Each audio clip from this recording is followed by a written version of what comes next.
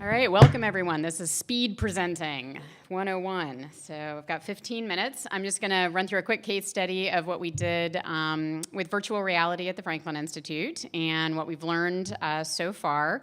Do want to mention, if you're leaving, there is Google Cardboards in the back in those cardboard. Oh, thank you. Yeah, so they're in the boxes. Please take them. Please. No, seriously, please. Take as many as you want, and we'll have those out there because we're trying to get rid of about 12,000 that we have in our basement. So,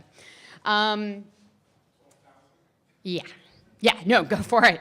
And you guys can grab them as you leave as well.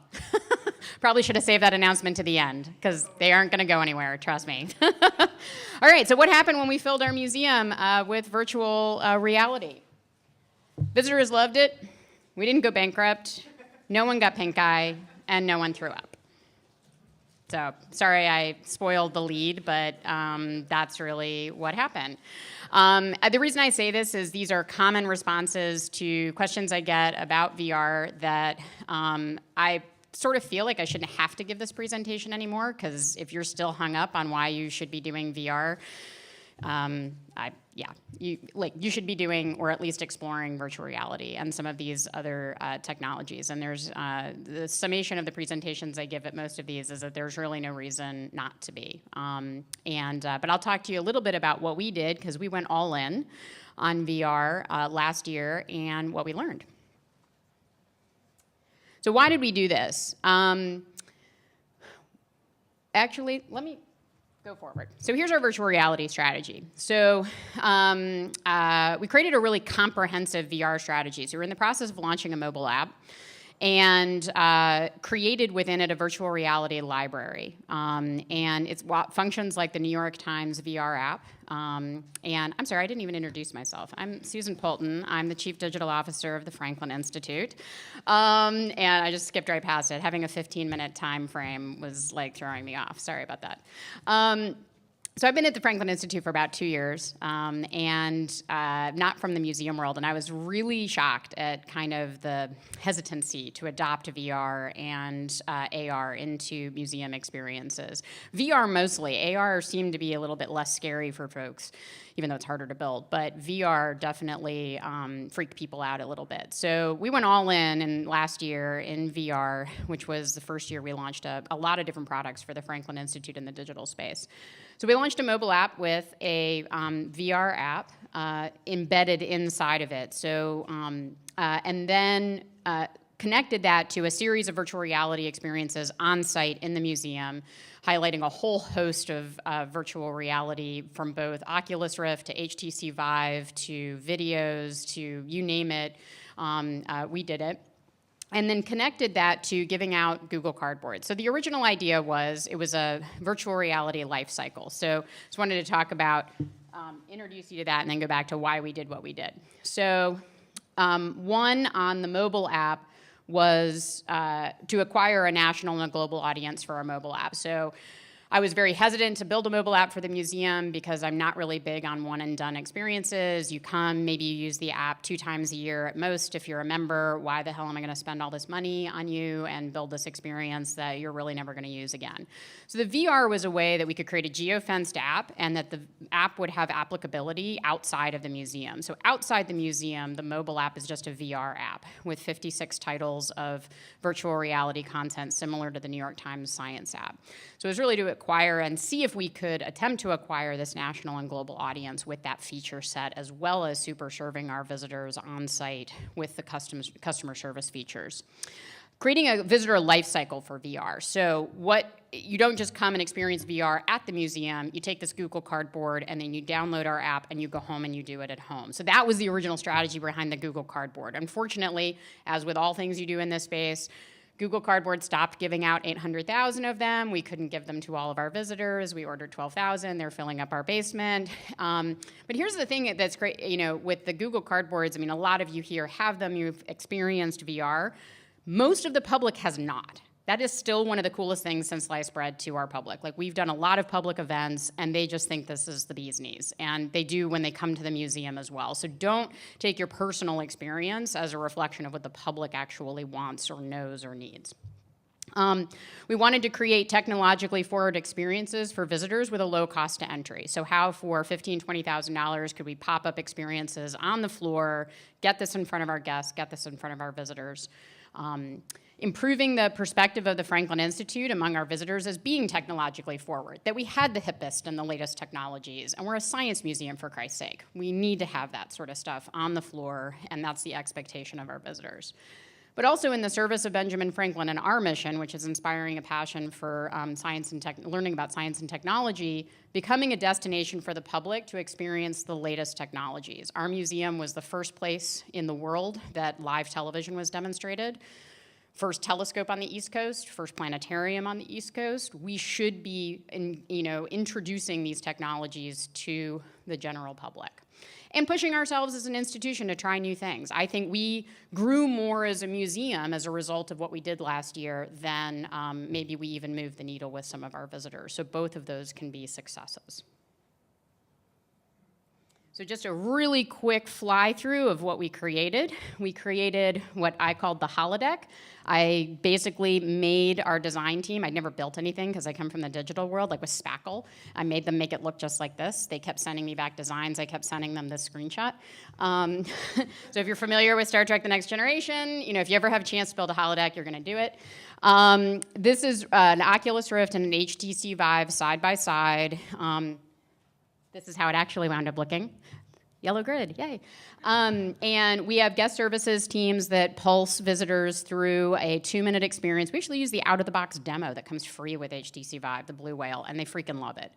And then over here, we're on the Oculus Rift, we're experimenting with a couple of other experiences. Throughput on this is, it's about a 5-minute to take it off, wipe it down, get the next person in, process it. So it's not super high throughput, but pretty great experience. One of the things I learned that we were doing here that no one else is all ages. We've put kids as young as 4 in this, and our lawyers feel that's just fine for now. The other thing we did was our design team came up with this really innovative way to pop up VR in core experiences with themed content, and it's called our VR cart.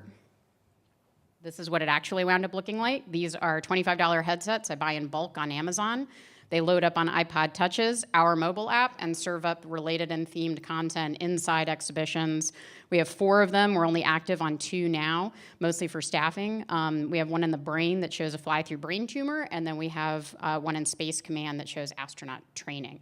This allows us to pulse visitors through where they are. They don't have to come all the way down to the holodeck. It's not as cool an experience, but it allows us to roll in themed VR content. So in the future, if we wanted to do something in Sports Zone, we could just take a cart, load it up with sport VR content, and roll it into Sports Zone VR and sports. And so each one of these carts cost about $3,000 to create, equip, staff, the whole thing.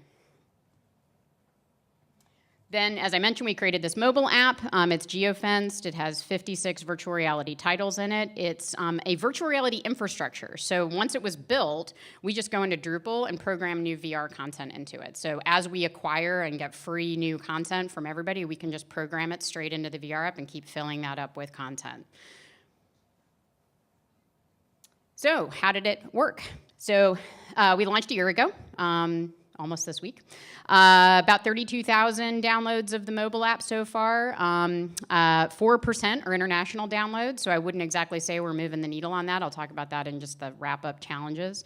60,000 visitors through the VR experience on the floor.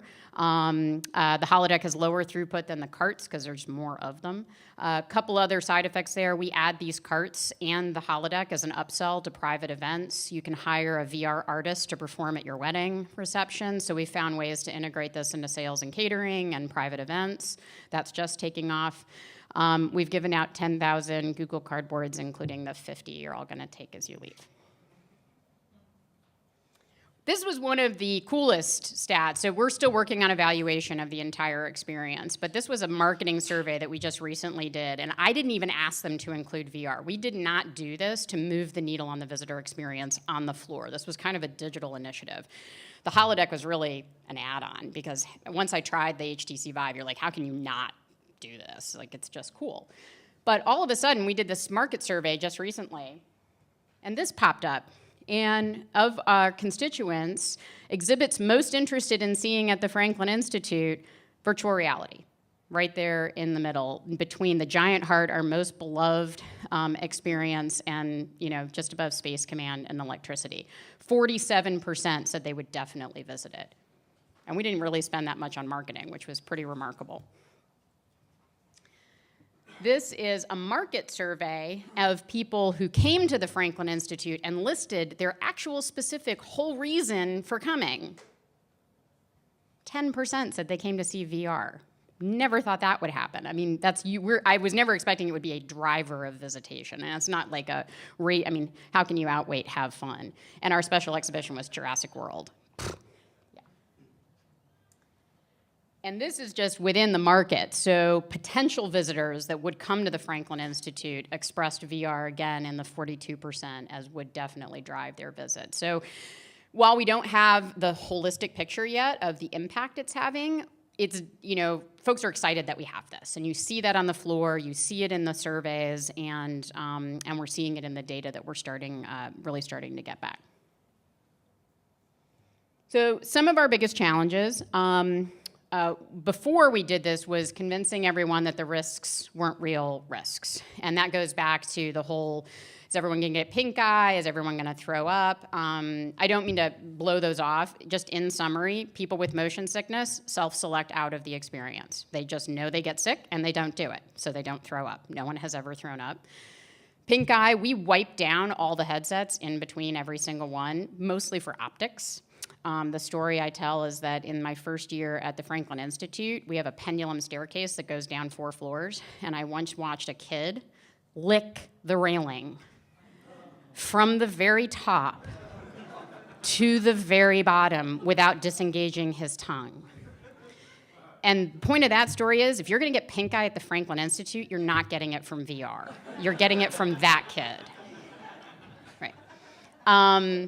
Although our VR developer did get pink eye during the creation of it. We were like, don't tell anybody that. It was totally unrelated. It was from his kids. But I was like, don't blow my story. So the biggest challenges that we have now are marketing the mobile app. I would say, this theory that people would download this national and global audience would download the mobile app. You still have to market it to get it in front of VR enthusiasts, to get it out there. Now we have to invest money in marketing it and targeted marketing for a VR audience and getting, I would say, content that's up to the level now that's shifted. The bar's kind of moved because VR content is so ubiquitous. So we need to do some work in the spring to start adding content to that's going to raise the bar. But to be fair, NASA has a whole bunch, about 25 or so virtual reality experiences. They don't have a VR app. We are the only mobile app with all of their VR experiences in it, and they presented us at South by Southwest.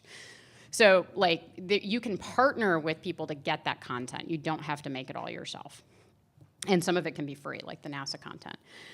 Staffing a quality experience, we're getting better at that, but the floor staff, making sure they're trained to answer people's questions, that they know how to put people through a quality experience. Throughput on the heaviest days is still a little nutty. Equipment sturdiness is not actually a huge deal. We've burned through only a couple Vives and a couple Rifts, and thankfully Facebook and HTC keep slashing the price in half. We really created that Holodeck to be a technology agnostic space, so we can put a Magic Leap in there whenever it comes out.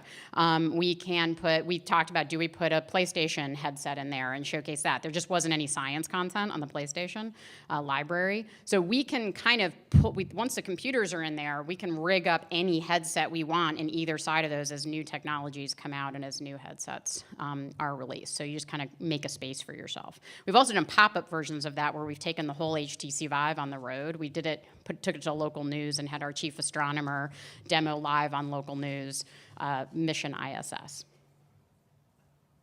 So in summary, our lessons learned on this, it's not that expensive. It's really not compared to other things. You can start small and experiment. Buy yourself the headset, buy yourself the computer, put it in the lobby. Just try it for a little while. People really enjoy it. This takes me by surprise all the time because I think it's I feel it's a little passe, and I don't think our experiences are that great anymore, which is a terrible thing to actually say out loud now that I'm saying it. But the visitors do, and I think the public does. So, yeah, no one's going to get pink eye that they weren't going to get already. And in other words, just do it. And I'm happy to take any questions. Sure. I was wondering if you have any statistics on male-female interaction with the VR experience. Pretty even. We do actually track that. We have a little scorecard sheet every day that visitor experience fills out, and it marks basic demographics. And definitely kids are into it more than adults, but we get all ages through it, and we're pretty even male, female. So, yeah. How many units are on the pop-up carts? 10. And there's little stacking stools. I think if we did it differently, we'd make them spinny stools, but we were like, yeah, we did the whole, so everything we did, by the way, everything you're seeing here from the mobile app to our launch, we started in April 20th, and we launched it October 20th. So we did it in 5 months, everything you're seeing.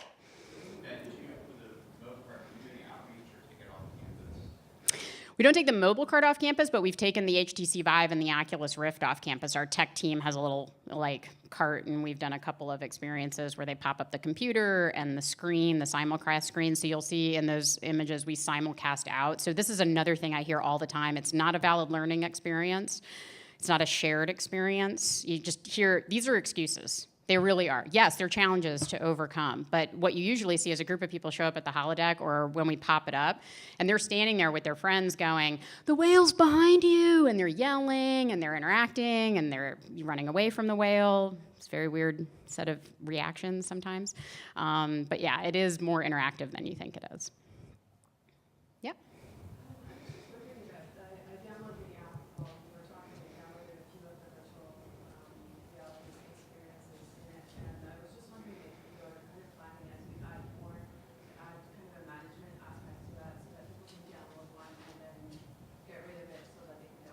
We actually have that in there. It was a feature we added that the New York Times didn't have. I was so psyched about that because I showed it off to the New York Times VR person, and we can pause download and re-engage download, which they didn't have, and they had just invented. So when you go back to that page, there's a little delete button, and it lets you clean the file off your computer, off your app, so you can download more. So you can stream it or download it, and that's kind of how it works. Yeah.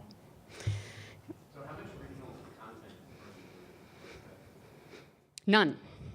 Yep. Everything we did. So this is a huge opportunity that I would highly recommend. So I know I've been to a few of the VR talks here that have been really good. And what you're finding is the industry, VR didn't turn out to be the promise that a lot of the game makers and developers thought. Not everybody bought this and put it in their basement. They are desperate for the public to experience this. So now all these people spend all this money on all this VR content that no one is seeing. So I've been getting cold calls. Mostly it's I can't keep up with the relationship building. So that's what I'm really looking forward to doing, getting out of the product development cycle and doing next year. But we've had media companies coming, and I'm like, build me a 2-minute version that I can pulse people through of your Mars experience, and they go, done, when do you want it by? For free. Great. Yes, because they just want people seeing this. I was like, build me a video version that we can put in the app. Done. When do you want it by?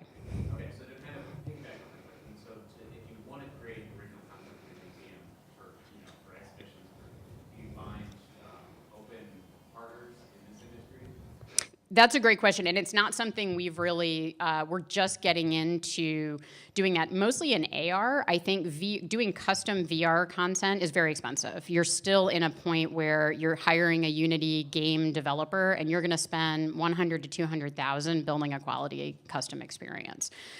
I'm not sold that this is gonna be around long enough, quite frankly, to justify that level of investment. So I would rather just work with the content that's out there and expose people to it and just kind of see where this all goes. We're not going to do anything more than we're doing now. Bringing in new headsets, maybe bringing in new experiences, but if Magic Leap actually launches, it could redefine place-based mixed reality, and VR could be toast and dead in a day. So I was always a little freaked out about investing the kinds of money to create the 3D modeling, to create really good VR immersive experiences. I mean, outside of the VR video, which we are working on doing some original content with potentially, VR CGI, custom CGI, it's pretty pricey.